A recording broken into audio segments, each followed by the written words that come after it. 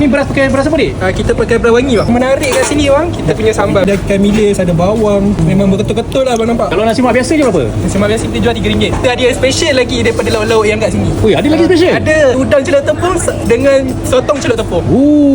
Dia boleh campur kan dik? Boleh bang. Dia campur dia lagi. Betul selamba kan? Betul. Kalau macam ni berapa ni? Kalau macam ni RM23. RM23? Yes. Oh, RM23 je? Sini lebih santai, lebih relax. Tapi semua menu-menu power dekat sini. Macam char kway teow yang famous tu. Lepas tu ada pula Pak Kerapau ni. Abang famous pun dekat sini. Ini cawangan baru kan? Cawangan baru. Kita baru dia 3 bulan kat sini. Kalau macam ni berapa ni Pak Kerapau ni? 15 bang. 15, okey. Ni style Bangkok style ni. Ada potongan cili, tu rasa pedas sikit tu. Dia punya nasi lemak ikan abang itu suka tau. Macam mak-mak dulu masak tau. Tu nasi dia pun berlemak. Sedap lah.